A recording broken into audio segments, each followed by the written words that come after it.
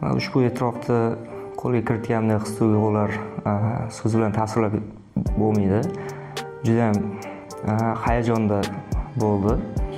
Sababi ovoz berish jarayonidagi o'sha raqiblarning ham faol harakati, o'sha yaqinlarini qo'llab-quvvatlovi shu sababli juda ham keskin murosasiz bo'ldi va oxirigacha intrigada ushlab turdi, bizni hayajonda ushlab turdi. Ikkinchiligiga o'zi asli havaskor futbol bo'lgani bilan juda ham qiziqarli o'tadi o'yinlar. Sababi har bitta jamoani o'zini oldiga qo'ygan maqsadlari bor va o'sha yoshlar va masalan bizning jamoamizda yoshlar va shijoat uyg'unligi mujassamlashgan, ya'ni yoshi katta sobiq futbolchilar ham bor va endi yetishib chiqayotgan yangi yosh futbolchilar ham bor.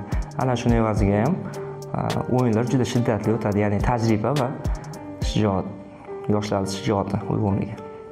Bu mavsumdagi eng katta yutug'im shaxs sifatida, o'sha jamoadagi, futboldagi shaxs sifatida o'sishga erishdim deb o'ylayman. Sababi bu yil boshida menga jamoa sardori, o'sha baliqchi jamoamiz sardorligiga ishonib topshirildi va bu o'ziga yarasha juda katta mas'uliyat bag'ishlaydi.